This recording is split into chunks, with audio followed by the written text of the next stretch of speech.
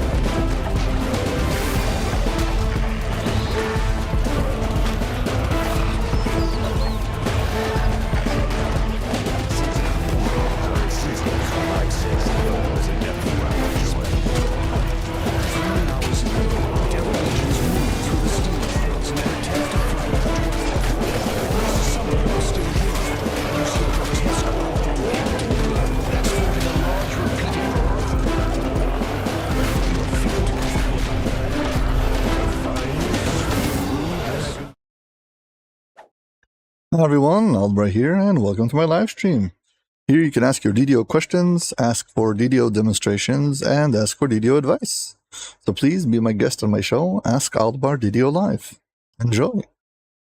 Well, starting off the show, any special requests before we get going? I am currently on Cormyr. My goal is to max out all of the sagas and then take the guild renown from all of them and boost up my guild.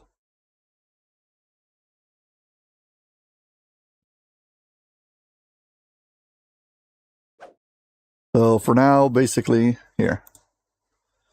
No, not this.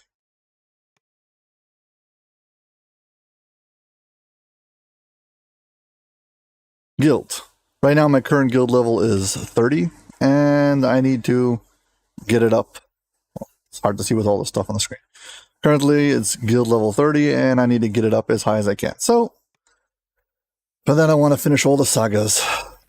So right now I'm going to try to finish up the last bit of the heroic saga of Lemordia, and then we'll see what we're doing after that.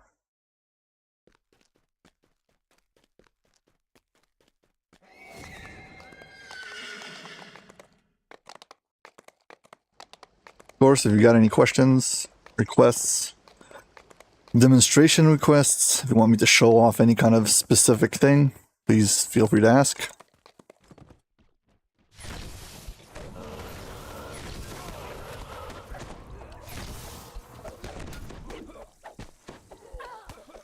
While I'm doing the quest on Heroic, I'm still going to be doing the Wilderness on Legendary, just so I can collect more Legendary ingredients, and perhaps even get some Legendary items.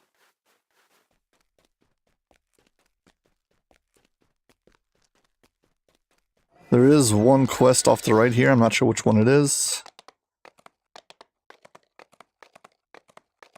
I'm not very familiar with this landscape yet. I'll get a hang of it eventually. This looks like Zoo Creeper. By the way, there's a rare encounter in here. Where you have to go around and over to get into it. You have to jump up one of the roofs.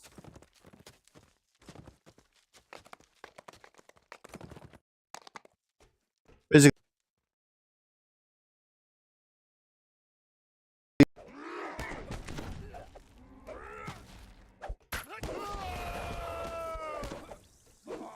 sorry about the hitching, that was a PC problem, not stream problem or DDO problem.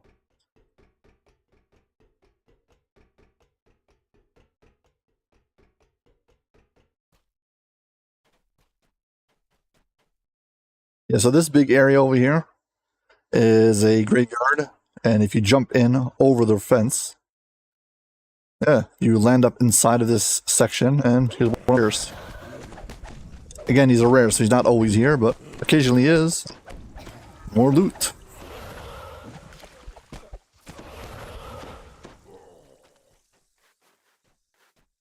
For some reason, chests over here.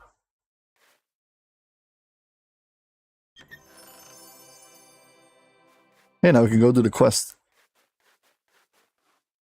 Stepping on the fence from the inside will allow you to go out, but from the outside, you can't step into the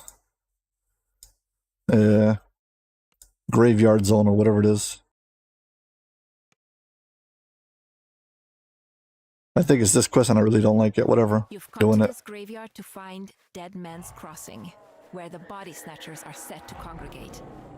Time to track down the leaders of the Deadmongers. The door of this mausoleum is missing. Looking inside, you can see a ladder poking up from a hole in the ground. Apparently, Dead Man's Crossing can be found under the ground. Yeah, this is probably my least liked quest, just because of how confusing it is. To the buildings up above. No doubt they are intended to make moving goods around the city easier, but it seems the body snatchers have found other uses for the passages.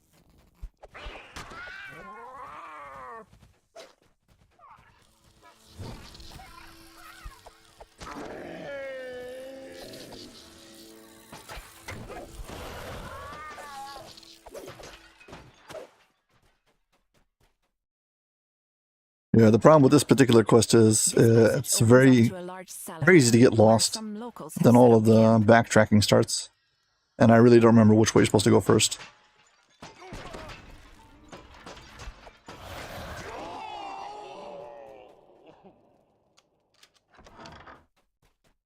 Well, we've completed it before. We should be fine now. I mean, we are just doing it on Heroic Elite, so we're doing it for the Saga. Shouldn't be too complicated.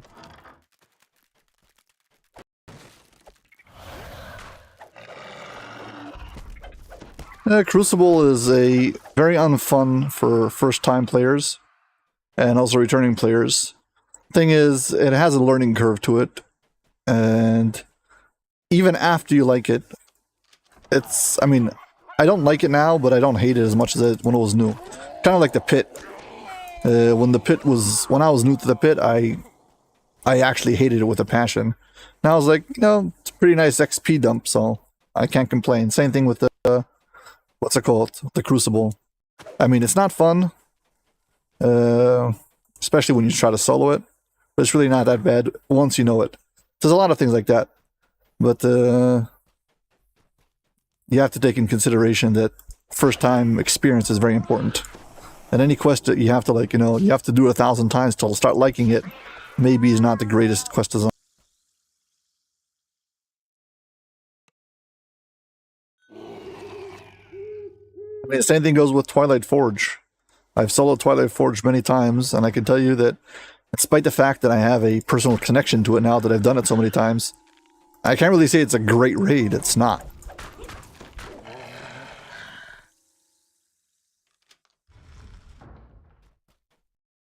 Yeah, that's probably the main problem with the Crucible. The first trap maze, or whatever you want to call it, is a nightmare with the hirelings because they don't really participate as you would expect them, and that's really what ruins it for me.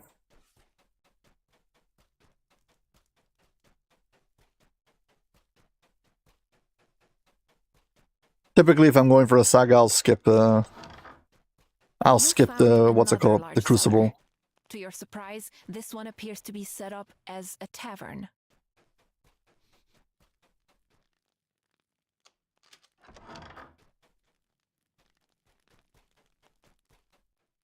After some discussion, you've learned the base you seek is to the east.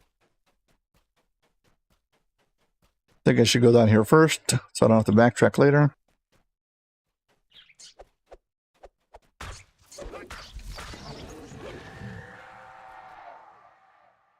Okay, we've got everything so far. Not here. Through here first. I think I want to go down this way first. I don't want to get all the way to the end and find out that I need to backtrack. That's kind of what I'm trying to avoid.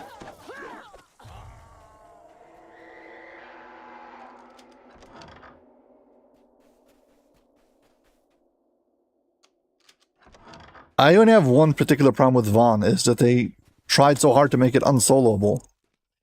And anything that's deliberately unsoloable, I dislike with a passion. Simply for the fact that I like soloing things, so... I kind of feel like I'm gated from some content.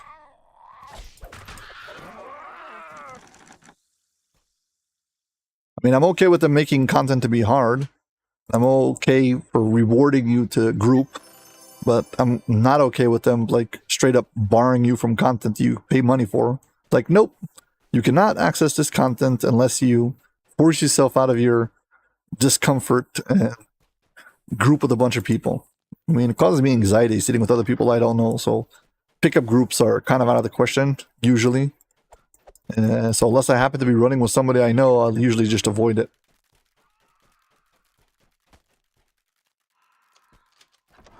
You've arrived at what appears to be the main base of the Body Snatchers. It's eerily quiet. You find a mostly burned scrap of paper. The intact section mentions making deliveries to a service area loading dock.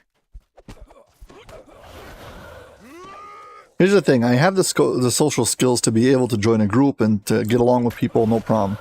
But it is very draining on my overall feeling, so... It's kind of, if I'm trying to sit down and play and relax, mission failed. By the time I'm done with the session of playing, I was like, I'm not sure this was worth it. Like, I'll come out after playing more stressed than when I started. I mean, just being an introvert, that's what it is. It's a net negative overall.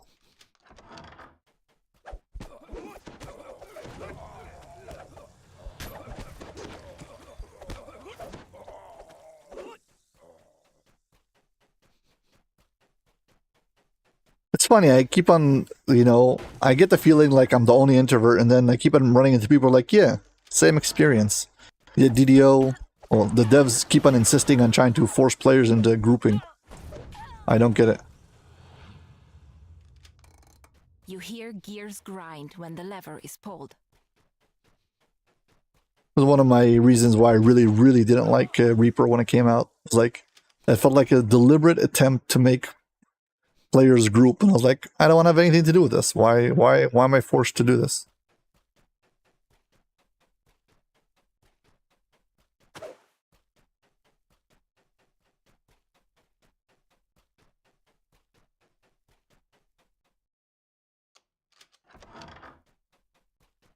Yeah, enough ranting about solo playing. Check this out. Here's a shrine. Yeah, you might not notice, but the union requires me to tell you that every time there's a shrine, please hit like and subscribe. Or follow on Twitch if you're watching on Twitch. Thank you. Yeah, I mean, I think they came to the conclusion that if it's an MMO and more players play, they'll somehow get more new players to come and they'll gain money from it or something. But it doesn't work like that. The players who are going to play solo will just always play solo. So if there are players around the fence who might play solo and might not, the only way to get them to join your side is to make it good for them or convenient or reward them. But you can't get the guys who don't want to solo by punishing them. That doesn't work. The metal grate slides into the wall.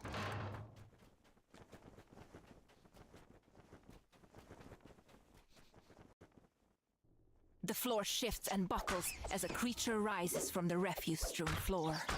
The ground shudders as the massive creature falls.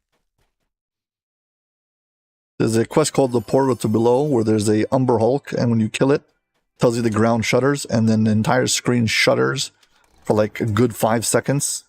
So at least now I'm glad they didn't do that. They only tell you it shudders, but it doesn't actually shake up your entire screen.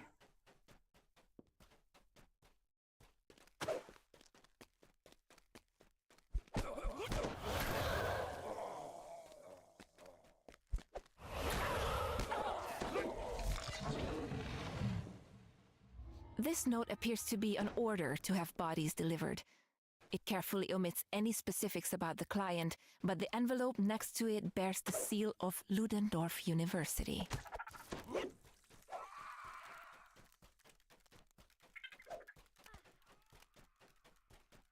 Hey, passageway over here is open.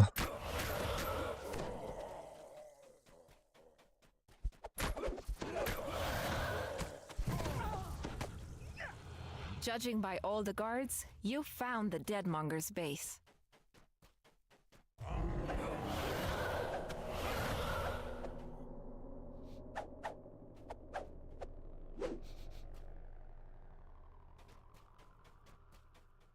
Oh, that old argument. I really think that they should just add in the gameplay. I'll show you in just a second. Here. You go into menu, options. Under the category it says gameplay. So they added a whole bunch of check marks over here. One of them should be like enable detailed chat information, chest information, or experimental tumble controls. It should have invert feather falling rules. Just have like a little checkbox if you want to hit it. Basically what it does is it makes it that feather falling is always off unless you hold shift, in which case it will slow down. So exactly the opposite of what it looks like right now. So right now I jump and then I slow down, and if I jump and I hold shift, I'll speed up. So it'll be the opposite. It will look like this. That would be by default, and if I didn't hold, and if I held it down, it would go slowly. As to the actual argument, is it a debuff or not, I can't tell you, because as far as I'm concerned, I think feather falling is a buff. I like it very much. I have no problem with holding down shift. Then again, I don't fight Doom Reapers, and I don't use the falling speed as a way to evade attacks. So I might not be the proper person to ask. The Deadmonger leader slumps to the ground. Now, he's just one of the corpses he dealt in. You've defeated the Deadmonger gang, but you've learned enough about this place to realize that defeating one gang won't stop the trade in fresh bodies. If you can't end the supply, perhaps you can cut off the demand. Yeah, I've always done it. I did feather falling on all of my tunes even before they added the option to hit the shift. Also, I'm not going to do these optional sections. I missed him, who cares? Yeah, next quest. 11 minutes, not that bad. I mean, not great. I really don't like this quest this much, but not that bad.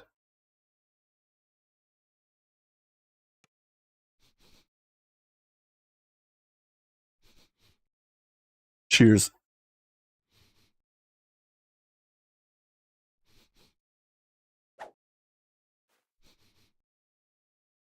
It was just coffee, just in case you were wondering.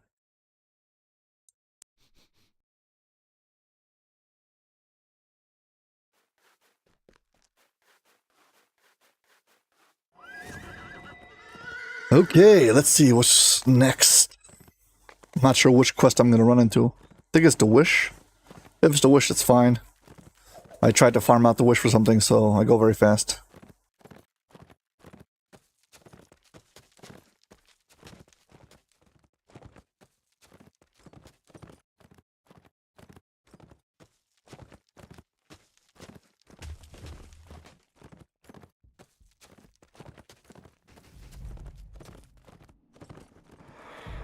Death from above is the name of attack. Is that the falconry attack?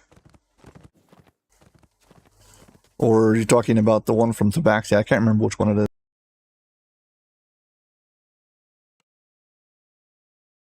I know there's a Tabaxi buff ability that requires you to jump from some height. This treacherous mountain path is set to lead to a temple devoted to the dark powers.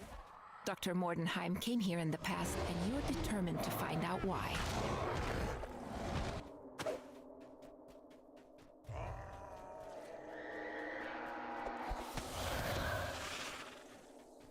Sorry for not knowing the name of it, the ability you mentioned.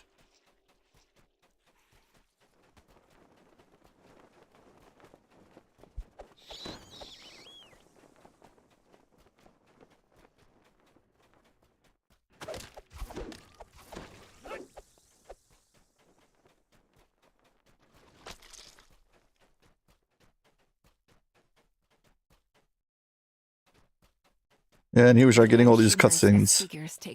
Also, another shrine, so just in case somebody's watching on Twitch and they're not following, or on YouTube but they're not subscribed, please, it's free. I'd appreciate it very much. Thank you. If we don't plummet to our deaths in the process. Oh, back up, Victra. We might not die. I merely jest, Elise. How could I let us fail? That's the spirit. Your vision of this previous journey up the mountain fades, and then there's a crashing sound as the ice wall collapses. So we got Victra and Elise both coming through this passageway over here, trying to get to the top, to get to the dark statue power, whatever they're called, and to grant himself to get a wish.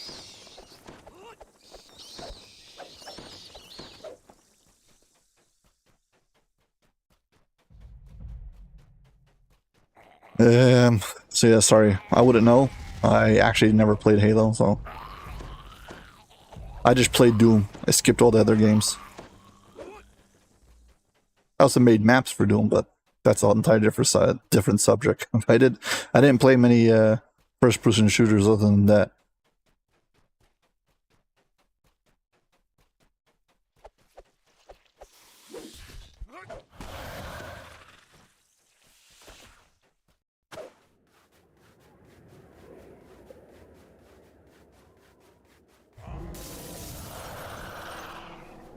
Okay, here we go.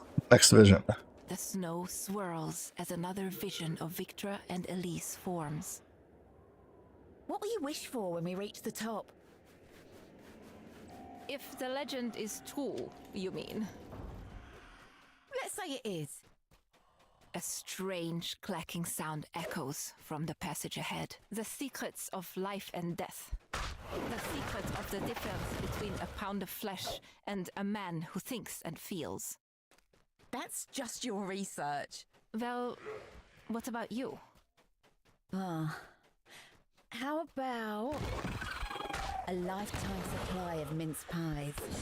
The thing crashes to the ground, causing a section of the stone wall to shatter. You must be joking. I am serious. If you grew up like me, you wouldn't doubt it. So, we have the pursuit of truth and the pursuit of food. You could wake up one day and all those comforts you're used to could be gone. You'll still be here, at least. I will be. Always. A portion of the wall crumbles when the vision ends.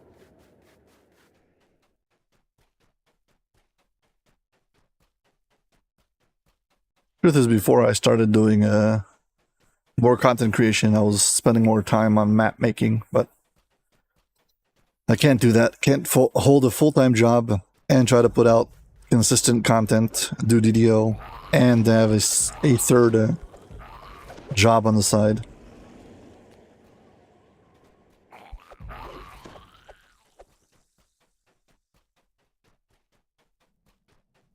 I guess map making got put on hold. I did, by the way, many years ago. I don't know, 3, 4, 5 years ago. I don't know. I made an April Fool's video where I pretended I was going to quit YouTube and start doing Doom videos. So I have an April Fool's like playlist, and one of the videos over there is me like, forget this DDO. You can't make enough money off of it. Let's just go make Doom videos. That was the premise of the video.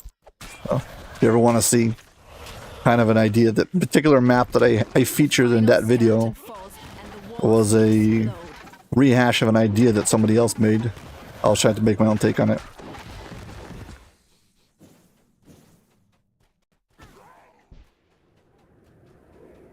A vision of the past emerges on the ledge in front of you. This can't possibly be the end.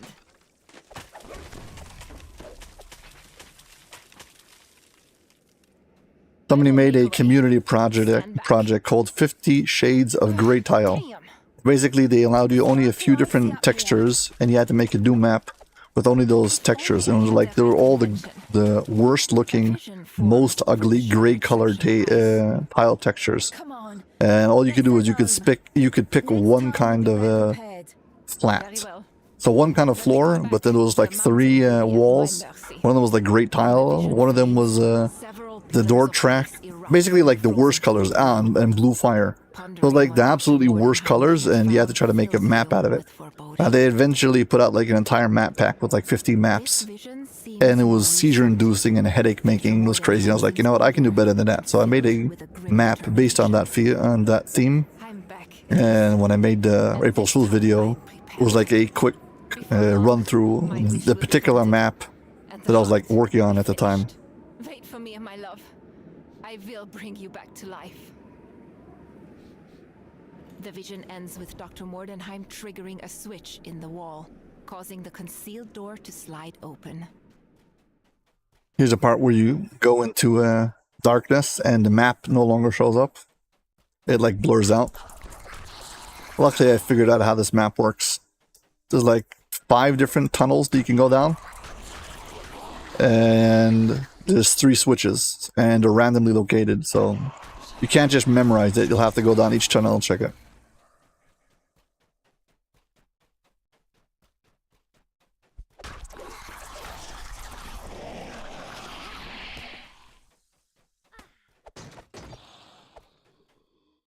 Being a masochist is not something new.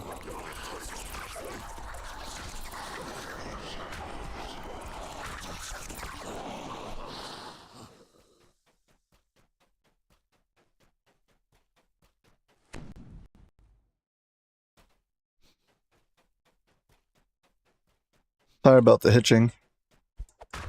Performance issues. The first crystal by the barrier flares to life.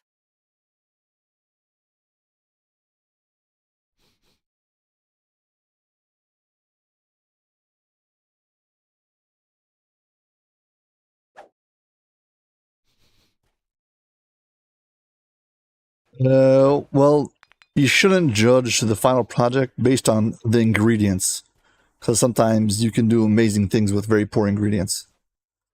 So yeah, if you judge things just by the components, you might have no faith in what the outcome's going to be, but you'll be surprised sometimes.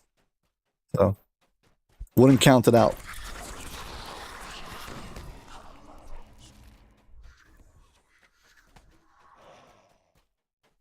Like looking at somebody's tie collection and seeing that they've got some kind of really hideous looking tie, and you're like, who would ever wear that, and how would it possibly look good on anyone? And then somehow they put it on, and the whole look together with the shoes and suit somehow works. But it's like, you couldn't predict it just based on looking at the tie.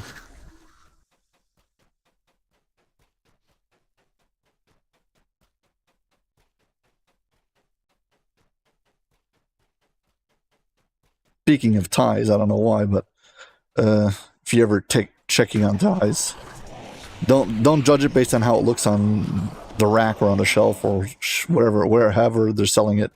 You got to tie it and put it on first, and then you'll know if it's actually how it actually looks.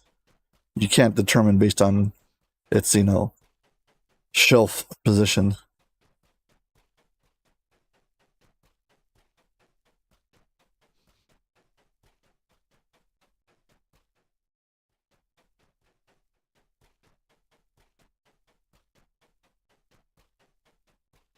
I think I missed the very first turn.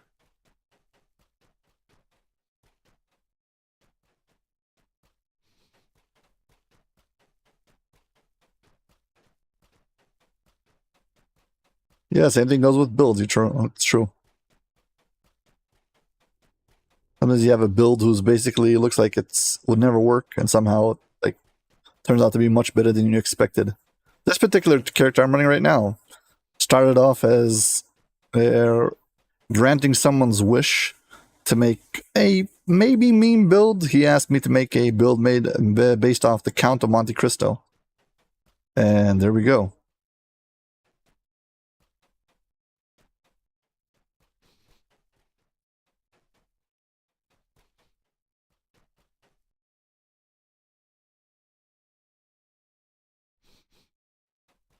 About the new weapons and stuff on the Lamania. Well, first of all, the raid is out, so if you're talking about the Relentless raid, it's already out. If you mean anything else, I'm not sure. So first of all, just let me clarify. You're talking about the new stuff from the raid, or are you talking about something else?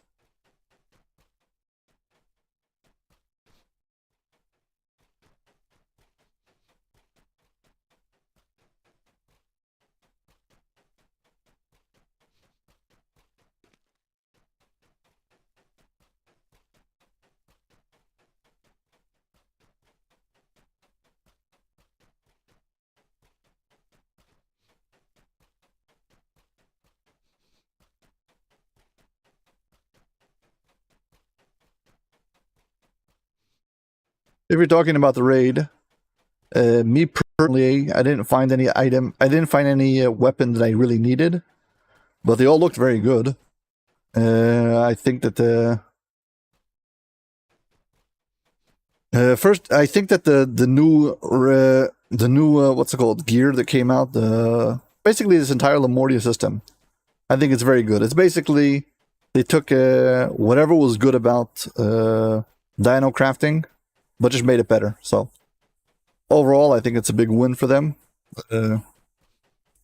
Probably the overall best generalized gear set, because crafting wise, it fits into anything. So you can actually craft your perfect gear set now. You get like 3, 4, maybe 5 pieces of gear that have specific unique effects on them from different places, and then you just slot in all the rest of the stuff from the Lamordia.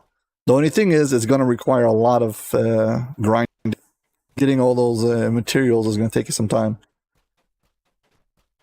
Yeah, so it's grinding, but it's also straightforward grinding. That means you know that every time you do a chest, you're going to get some ingredients, and eventually you'll have enough to craft exactly what you want.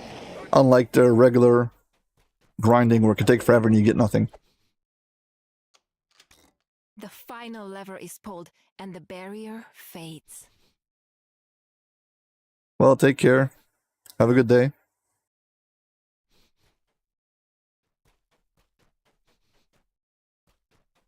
Well, I'm trying to get myself a Golden Age bastard sword on... sorry, not a Golden Age. Undying Age. I have a Golden Age bastard sword, and I want to upgrade it to the Undying Age bastard sword. And I just need enough barrier fragments. For some reason, you need 120 barrier fragments, which is way too many. But whatever, so currently I'm running Fire over Moorgrave at every opportunity I have, because I just need a whole bunch of those. So then I'll need another 20 just to upgrade it. But yeah, that's what I'm holding right now. Barrier fragments, so I can upgrade my upgrade the whatever it is. Stone, grinding on stone. The sword for the Undying Age. Begin to move.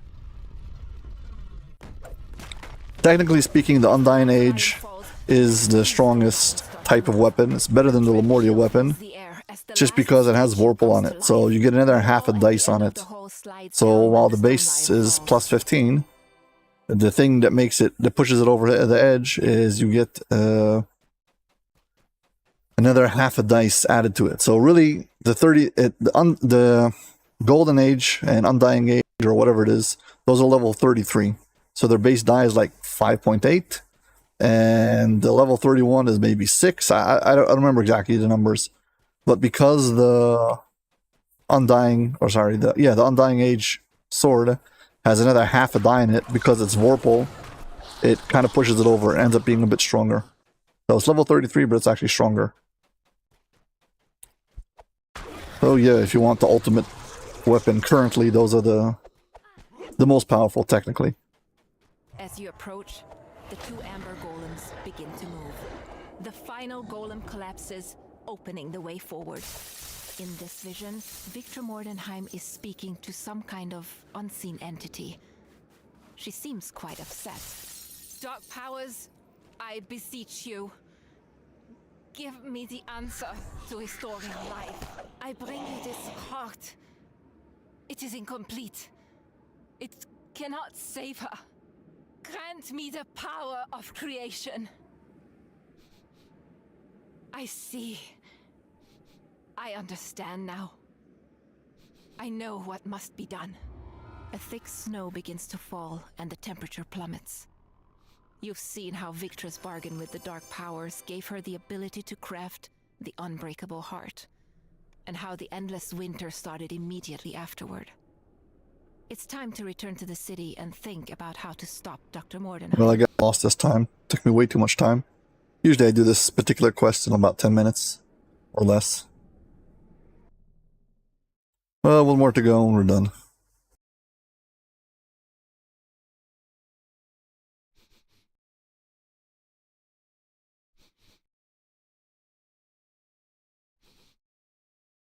Yep. I've been running threats old and new, even though I really don't like that raid at all. But yeah, running it as many times as I can.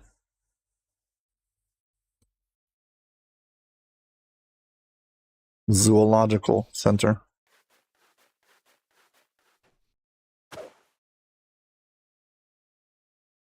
I've been joining groups with, like, I have 3 characters currently, or at cap, who can join raids. I've got 4 actually, but one of them is a pure solo character. He's got over 7,700 favor, done all solo. And I can't join any raid who I haven't soloed already, so he's out of the question. But other than that, every other character that I have that can join a raid has been joining. Trying to collect as many barrier fragments as I can as soon as I'm off timer. Eventually I'll get there. So yeah. And the reason I need it so much is because it's for the hopefully soon upcoming build guide. The build guide should have 2 versions of the build. One of them your stack standard, first life character, no tomes, nothing special required. No crazy expansion packs or hard to farm loot, etc., etc. And then the second one is like going all out, using any resource possible, full tomes, full this, full that, using my main basically. And you can have the contrast between the two of them, so you get like a feel for the difference between them. So yeah, that's like the plan, but we'll shall see. Okay, is this the zoo?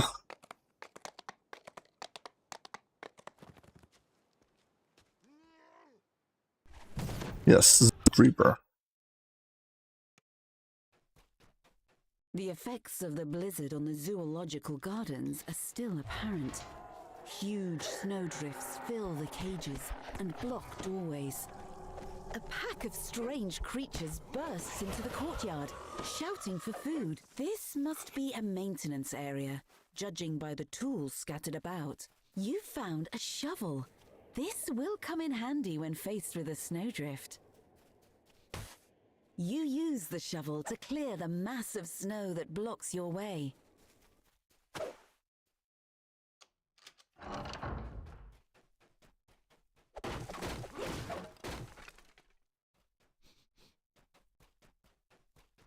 I don't remember exactly the fastest way through this quest, but I remember the overall gist of this quest, so hopefully it'll go fast.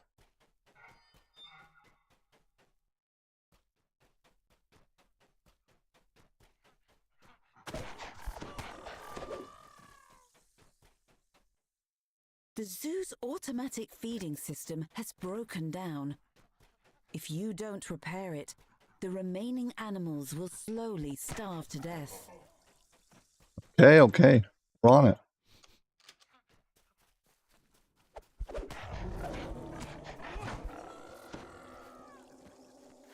I mean, I could just climb over the snow pile. I don't know why I have to dig it out, but okay.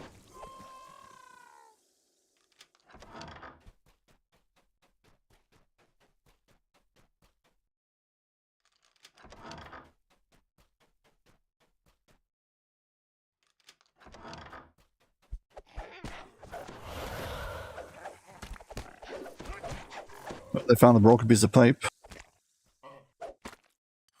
This is a component part of a larger machine.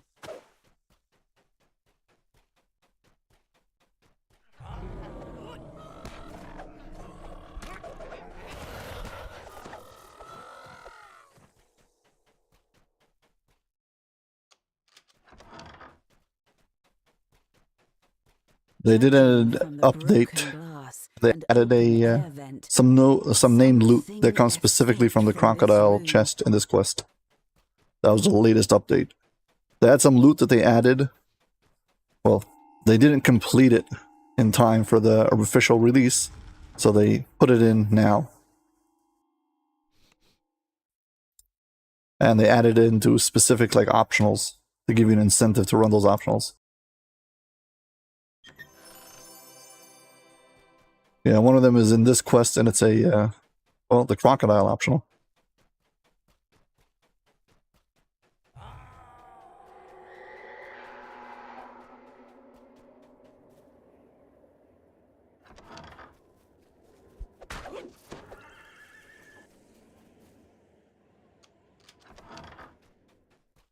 Yeah, here's a crocodile optional. This building is hot and humid, much to your surprise.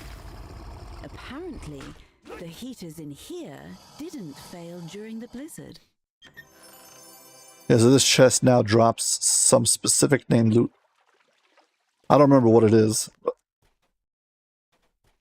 apparently it comes from this chest.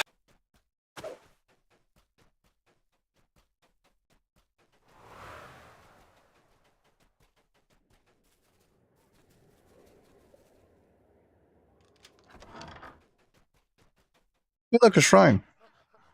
Just as a reminder, if you're watching on YouTube, please subscribe. If you're watching on Twitch, please follow. I'd appreciate it. Thank you very much. I'm required by the union law to remind you every time.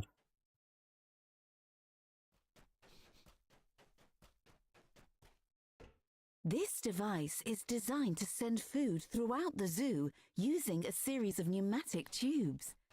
But the Missing some stuff. feeding system is broken. Key components are clearly missing. Okay, let's go get some more key components.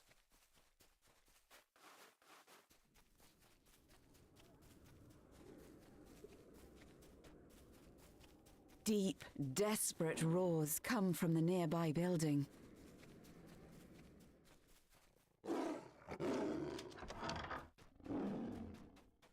The lions roar hungrily when you enter the building. From their gaunt forms, you can tell they haven't eaten for some time. You found both of the components needed to repair the automated feeding machine. Okay, cool. Go fix the machine now. There's one other side room we haven't gone into. Go check it out. Sometimes I do things just because I'm curious to see what's here, rather than because it's desperately needed to complete the quest.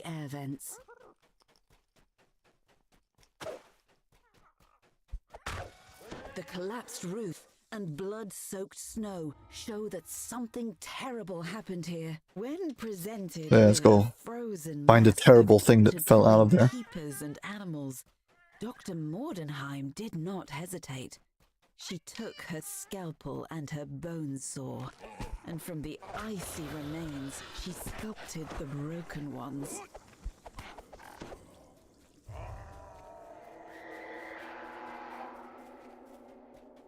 Hey, let's go turn the automated feeding system back online. Fight the boss. You replace the components. The automated feeding system rumbles back to life, once more dispatching food from the tanks to various parts of the zoo. Perhaps the zoo's animals will be safe now. Sorry for the underwhelming Bizarre fight. This is on film heroic. drops down from the air vent, attracted by the sound of the working feeding Gravekeeper's system. top hat. With the feeding system repaired and Dr. Mordenheim's experiments dealt with, it's now safe for keepers to return to the zoo. The slow process of rebuilding can begin.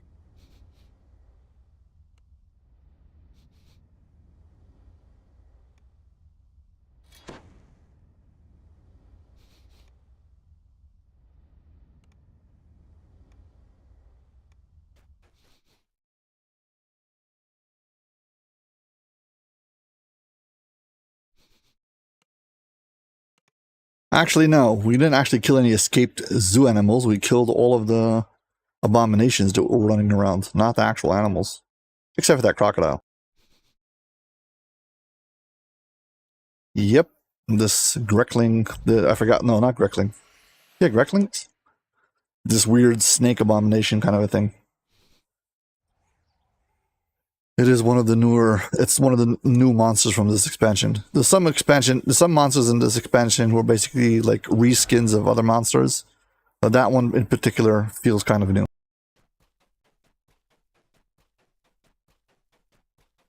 One second, let's sell things so I have room in my inventory.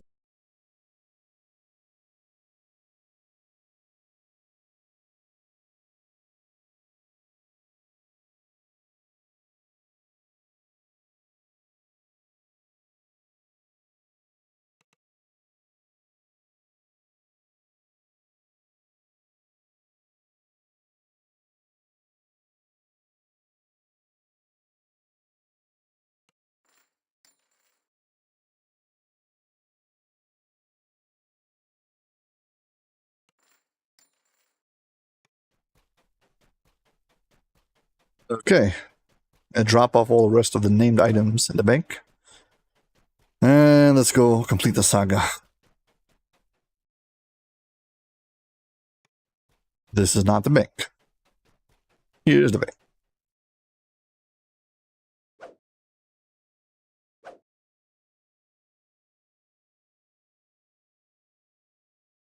Some low-level items that I picked up from Saltmarsh.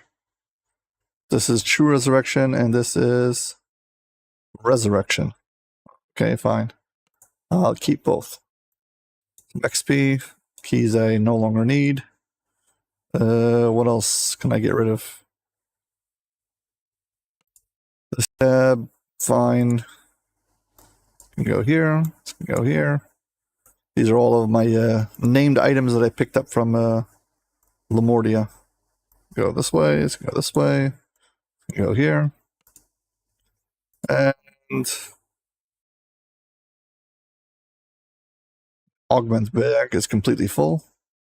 It's emptied out. And while we're at it, we'll empty out my collectible bag. And the medium collectible bag. And the medium ingredients bag. You don't empty them out all the time. They fill up and the system gets clogged.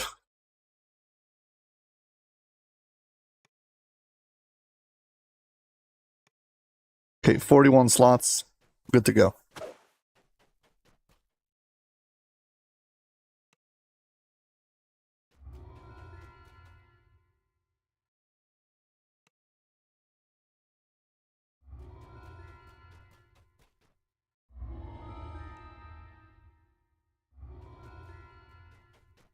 Yeah, I know I finished one of these chains. The second chain, I didn't do the last quest, but we're just gonna skip it as free because we're VIP.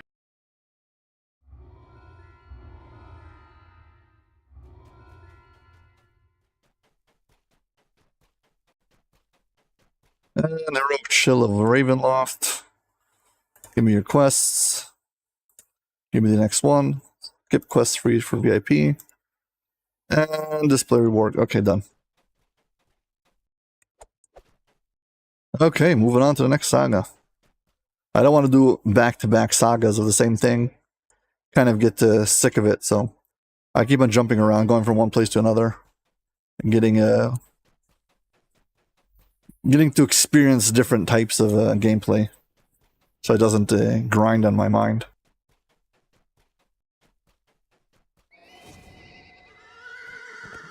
Let's see what epic sagas I need to finish over here. I think I need the Stormhorns on epic. Let's check.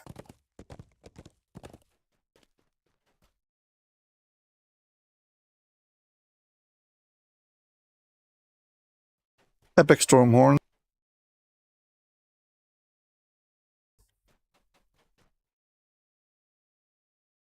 That previous one was heroic. These are done.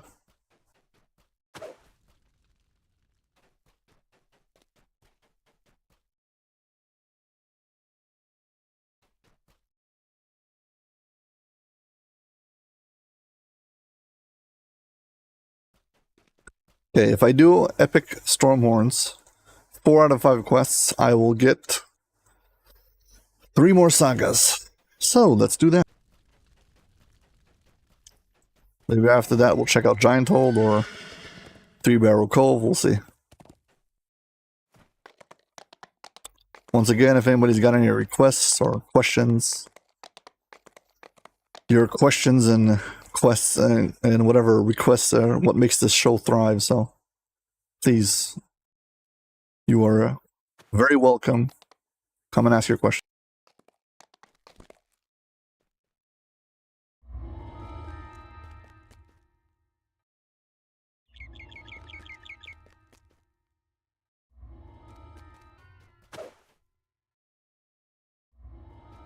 I'll skip what goes up. What goes up is very good for XP, but I don't need the XP. I'm already at cap.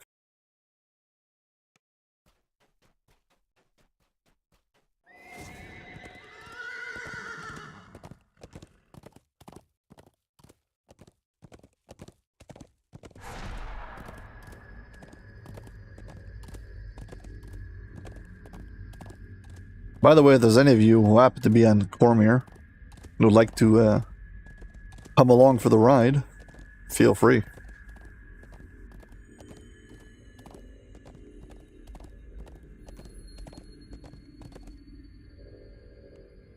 I'm just blitzing my way through these quests.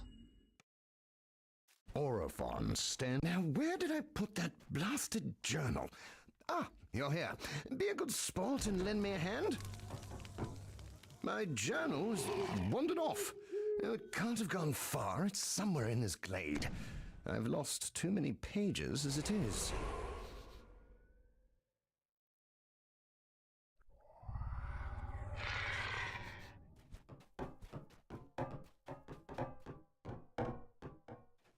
There it is. How did I ever miss it there? Now, I've got a great deal to tell you. Yeah. It may not be the time. It really does have a cool skybox. It feels very big. I mean, lots of these quests are very cool. The landscape part of them are very cool. So that's not the problem. Skulking, spying little nobleman? Says one. That is rich. Now let this game end. There. Now you can't go scurrying back the way you came.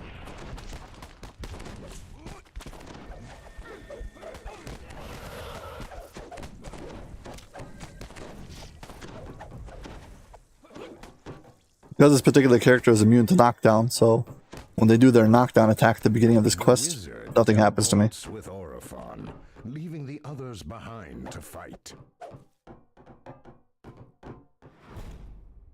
Come on, let me pass. I would waste my time. The other wizard. These woods are crawling with the Netherese. Before you have any... The root wall here has weakened. Either because of the cave collapse... I mean, because in that particular quest and what goes up, there's an end optional, jumping off the glacier. I've only done it once, but I'm not sure how to do it again. Oh. The gnolls fought for the I'm still trying to figure out how to do it consistently. And no amount of guides or help from other players has ever helped me. I've gotten all different kinds of conflicting advice and nothing ever seems to work.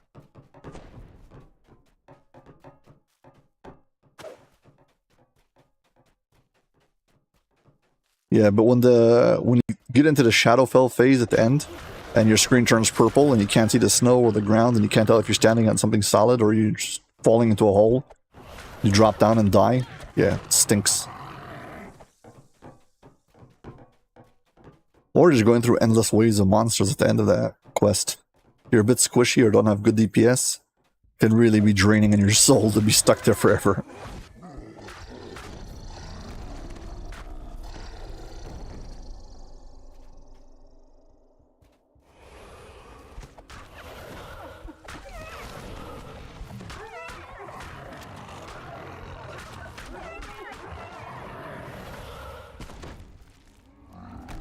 This makes no sense. I'm immune to knockdown.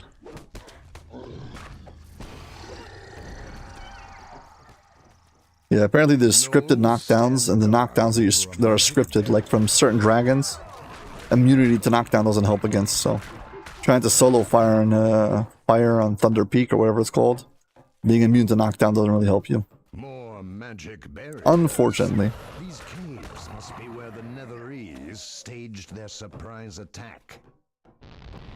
A sinewy hill giant guards yet another magic portal.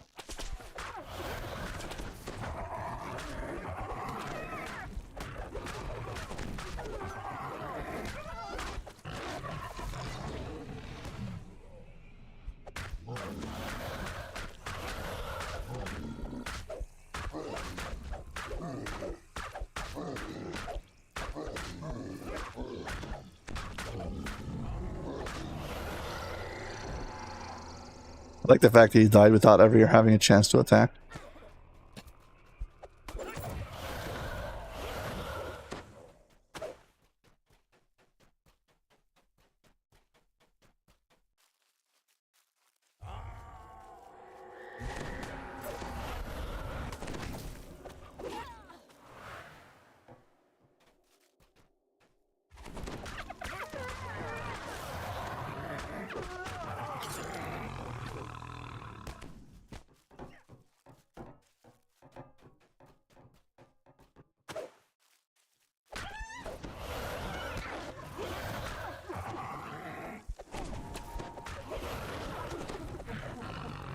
I hope I went the right way. I'm never sure about this intersection. I probably went the wrong way. Find out in just a minute.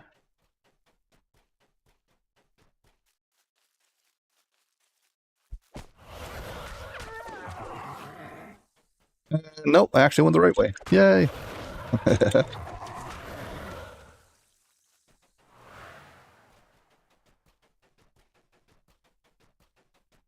The wizard Shy stands in the clearing, barring your way.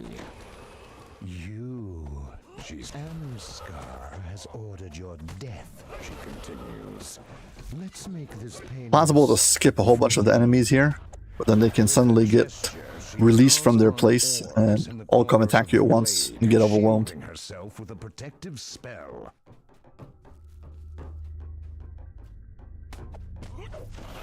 The magic orb's destroyed. Shy's shield goes down. Taking a breath, Shy deftly casts a Yeah, I'm ignoring all the enemies on the other side. Let them come after me if they want. the orbs.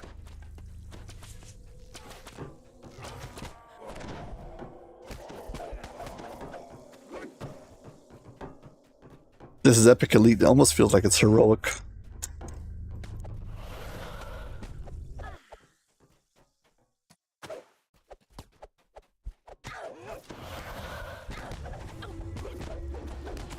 Taking a breath, Shy deftly casts a spell, restoring both her shield and the orbs.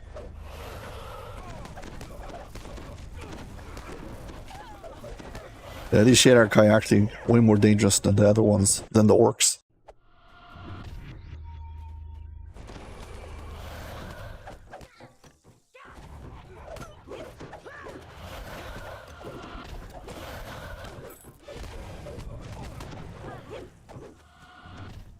Now we can ignore the 2 orbs and just kill the dragon. It's actually a pseudo-dragon, but whatever. The pseudo-dragon falls to the ground, dead. Shy flies into a rage. You won't get your nobleman. The wizard wheezes with her final breaths. Amskar took him up to the peak. Okay, whatever you say, buddy. Can actually exit this quest from the back over here. For once.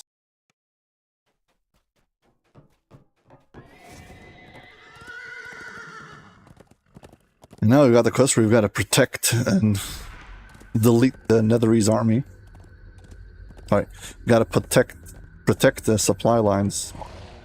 Get rid of their envoys.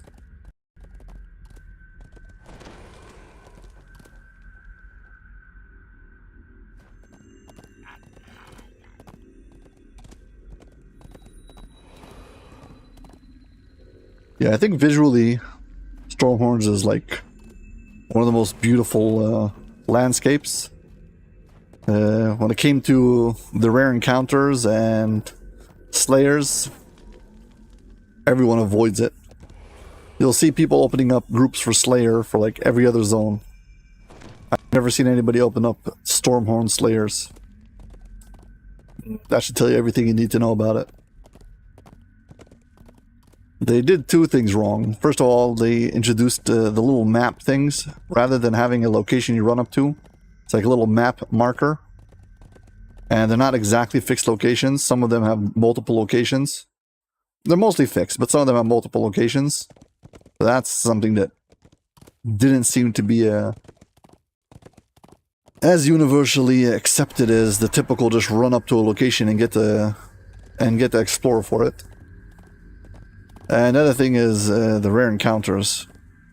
Rather than having a rare encounter have a fixed location, but sometimes be there, sometimes not, they did this thing where they have rare encounters. There's a bunch of nodes where rare encounters can spawn in, and any one of these nodes might have a specific encounter. Some specific rare encounters have specific locations, like some of the dragons, but a lot of them are like, you have to check 10 or 20 different locations to see if he happens to spawn in this instance, and it drives you crazy. If I'm not mistaken, one or 2 of them are bugged and it cannot be completed. And it's been, I don't know, 6-7 years since it came out, so time to fix it. Reach the rendezvous. The harbor gestures to the edge of the camp. One of the rocks is an illusion. Here, it is gone now. You have a few minutes to prepare before the convoys arrive.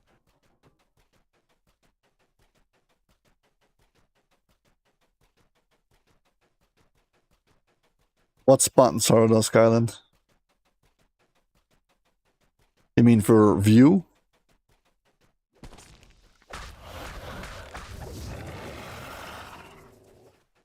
The harpy nest lies ahead. With some smooth negotiating, they could be persuaded to attack the supply convoys.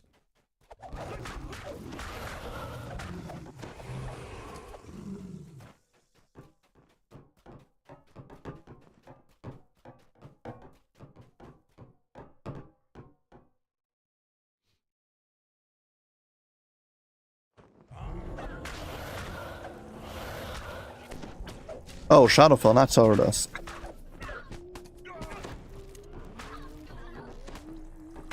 Or you are talking about... I don't know.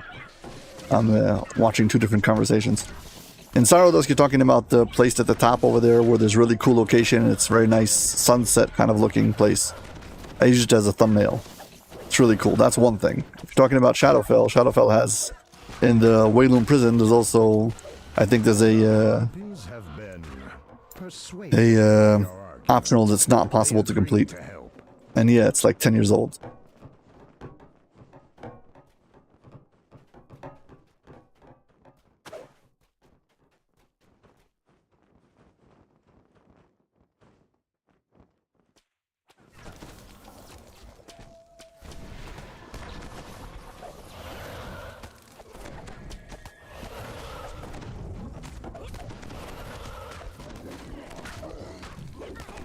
You've laid waste to this camp.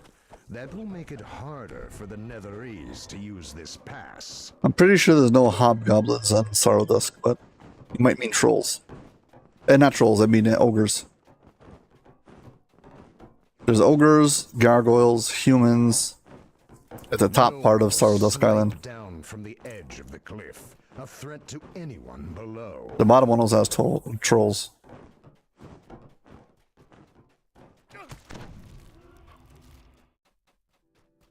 Okay, fine. Yeah, I'm sorry. I tried to fix the delay with YouTube. I don't know what's wrong with them. The YouTube delay is way bigger than Twitch, and there's no way for me to control it. If I stream directly to YouTube and only to YouTube, they give me options of how long I want the delay. But if I stream to Twitch and to YouTube through Restream, which is what I'm doing now, they force me to only, well, they just give me a long delay. But it's more like 20 seconds. At least when I was testing it. I had both streams open and it was like almost a 20-second delay.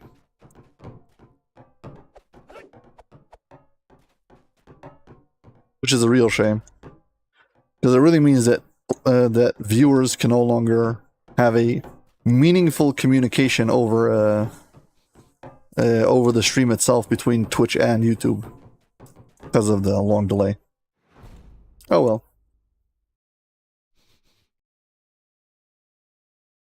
For the record, I did try to communicate or contact, or whatever they're called, Restream and see if I could figure it out.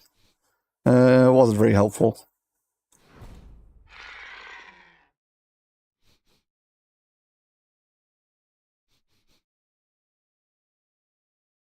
Maybe if I get more viewers and they'll take me more serious, I can have a bit more leverage and they'll work it out.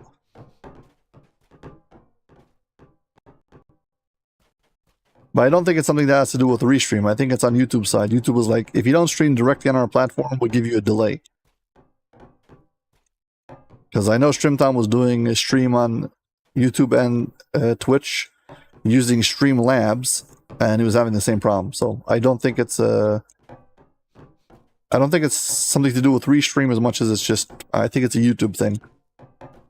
They're trying to heavy-hand you into streaming only on their platform, and if you don't stream only on their platform, they give you a bonus delay to show their appreciation.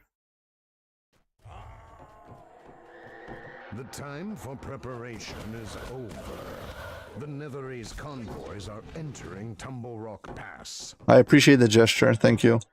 I don't think it's necessary. I think if viewers would engage with the show and talk, that would be probably the best, or at least currently the most beneficial thing for the stream.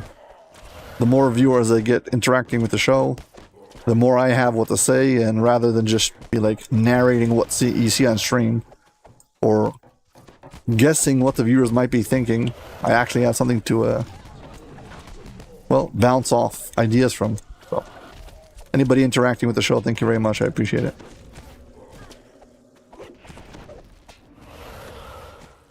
So just as a reminder, this is a show called Ask Aldbar DDO. If you got any DDO questions, want to ask for any DDO demonstrations or ask for DDO advice, please be my guest.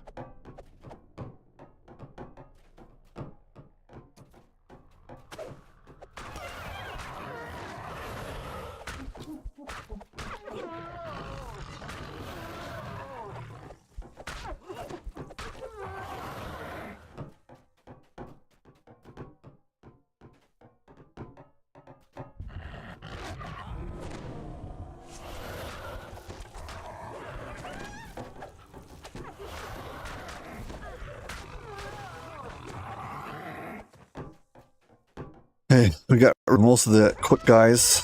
Soon we'll start getting the slow giants. Then everything becomes much easier. Right now you got still some of these fast running gnolls try to get away.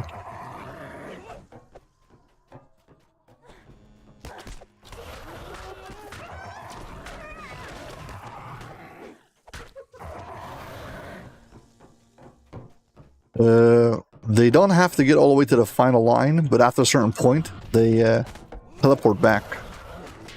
So if you're not quick enough, you'll miss out on the final optional.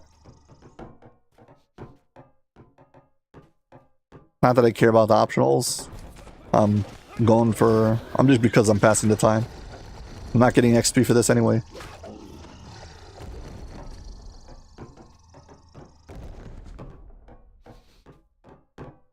Once again, thank you for everyone who's joining the show and keeping me company. I appreciate it. Yeah, one of those quests that definitely gives an advantage to players who are either ranged or casters. Convoy. Not a single one made it through to the Netherese army. Kyra Armand has another. I usually play melee, making it the worst possible for me.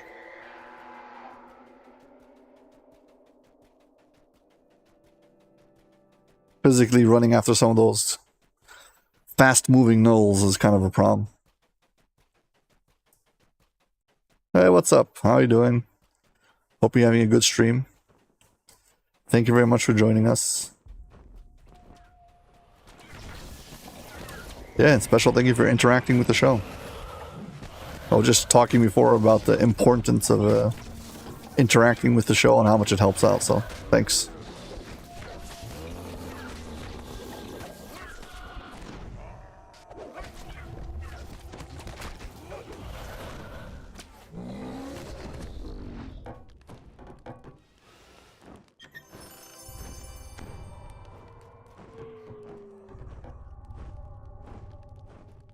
Thankfully, I've got D-Door. Yeah, well, I am level 34, or not like 30 or something, so I'm above level, and he's also a barbarian. And he's got very fast movement, so all in all, really not a problem. Hey, thank you very much for the follow, I appreciate it. Anyone who follows really helps out, so much, much appreciated.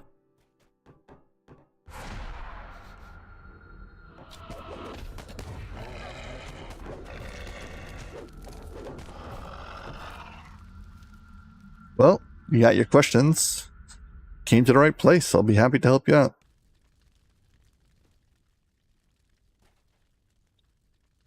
The general difference is that Cleric is positive energy and Dark Apostate is negative energy. Generally speaking, positive energy is just more compatible with more playstyles. Most players will be playing something that can be using positive energy, so just in general, you want to group up with other players, you want to be able to just get along with the game as normal. I would say start with the regular Cleric, not with Dark Apostate. Dark Apostate is, generally speaking, not better than regular Cleric. It does have certain cool factors to it. You get a undead form, and you get all the undead healing spells, etc. But if you're just starting off, probably regular Cleric is probably better. Also, I'm assuming you're going for melee Cleric. You're going not going as a caster or as a healer.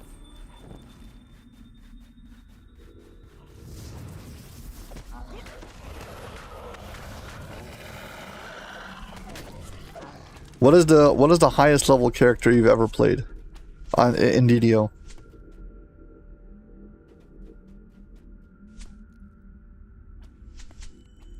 Yeah, also the whirlwind attack really does chop through enemies very fast. It is strangely quiet in the Central Army camp. It looks like you'll have to announce your presence.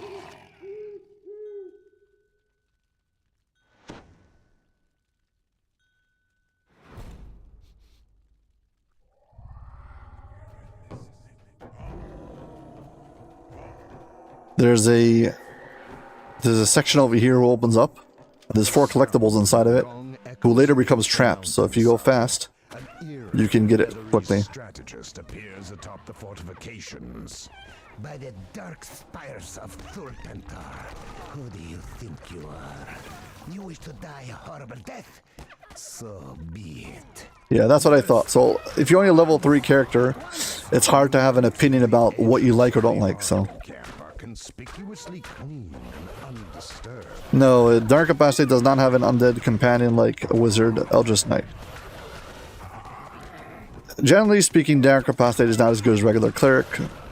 It has a specific niche to it and has some very special abilities that you can combine in different ways and make really good builds. But I wouldn't start off with it. Regular cleric is probably the way to go.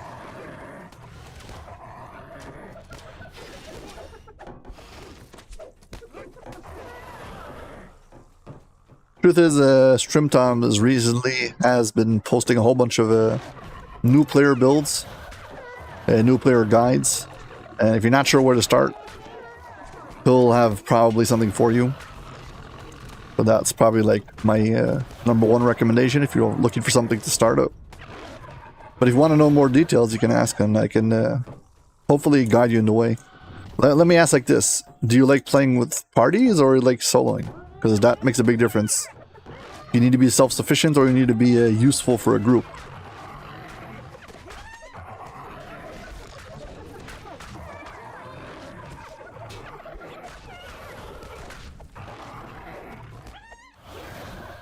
Yeah. Well, it's very hard to do the traps and get the bonus for not waiting between rounds. Orcs, give them what they want, what they deserve. But usually I'll do it with the orcs. I would hide at the other side and hope that they won't see me while I disable half the traps. And then once I defeat the orcs, I'll do the last traps on this side when the giants come out. A great gate bars entry into a mountain fast. The game was designed to be played with a group, and I and many other players play it solo. So there's over 800 quests, so there's plenty of content, and there's a whole bunch of raids, and basically almost every raid in the game can be soloed. So if you really don't want to join a group, you can get away with it. Then again, it is designed around playing with a group, and expect that with a group you'll probably have a better time.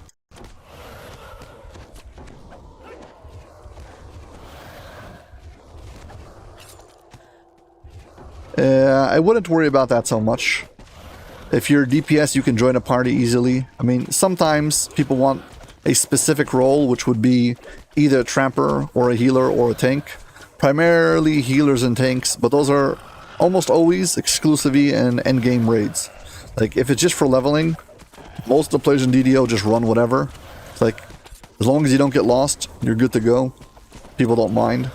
So I would say that you shouldn't worry about that so much, unless you like your entire goal is to just play endgame raids. I wouldn't make a character necessarily that can only do one thing. So like pure healer is not a good class to start off with. I would say you should do some kind of self-sufficient solo build. Get to know the game, get to see all the quests, run through everything. Orcs too, says the Netherese. Oh, mocks the Netherese wizard. It also depends on your time zone, when you're playing, where are you playing. There's a whole bunch of other things. So there might be certain problems, like me specifically, because of my crazy time zone, a lot of times playing I don't have groups. And if I want to group up, I have to wait until some crazy time at night. And yeah, it's a different problem. I also don't like grouping with people I don't know, so that compounds the problem. And also, I like trying out everything for myself and seeing every specific, optional and trying to do every objective, etc. So I solo. So I think a self-sufficient solo build is like a good way to start. Get to know the game, get yourself up to cap once, take it from there. I mean, I can tell you what this build is right now, and you can try to do this one. It's a very, very straightforward build. It's easy to play. As you can see, it's very effective.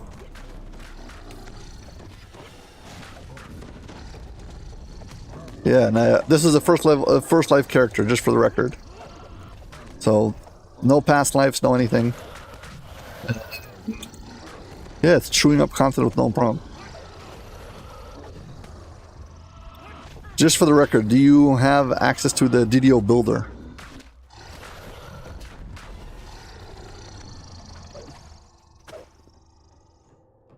DDO builder or planner or whatever it is. Night, sputters Drayton. Your impudence makes my blood boil.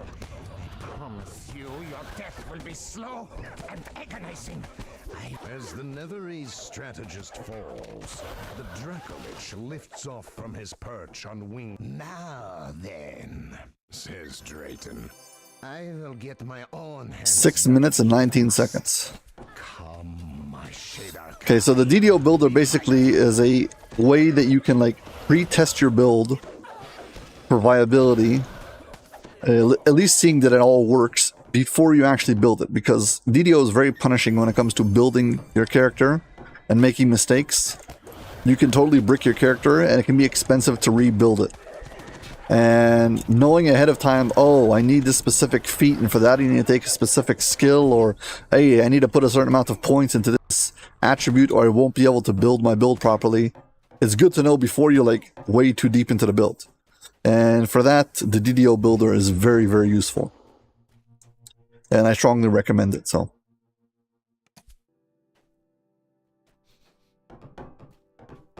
Yes, there is definitely a delay.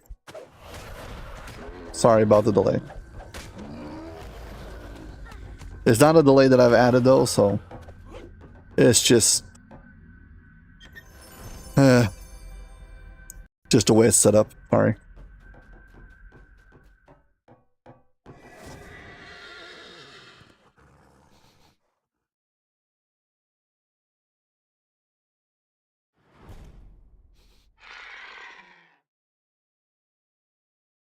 Also, by the way, I have a version.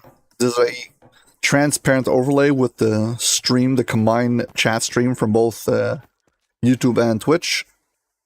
And I have a version of it who's overlaid on my screen right in front of my face at all times. So while I'm looking straight at the screen, I don't have to turn my head to like the second monitor to read it. I'm like basically looking straight ahead. I don't know if it seems to be that they show up at the same time.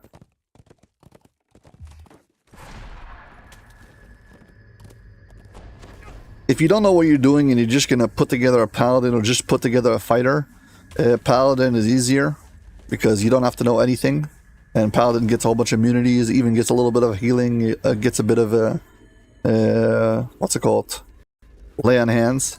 But you still have to know some basics or you're going to, even a paladin you can mess up. However, a fighter has way more options, way more feats, and has got a lot of abilities, so... The truth is, I mean, probably better is to do a combo of both. Fighter, paladin, or some kind of thing like that. Pure. If you have to go for pure, so probably a new player better is pure paladin. Actually, Axel just put out an entire series of pure, free-to-play pure paladin, which is a very successful series, so... I mean, again, I'm recommending other content creators' content if you want to check it out. You are now To be honest, the particular build that I'm playing right now is probably better than both of those.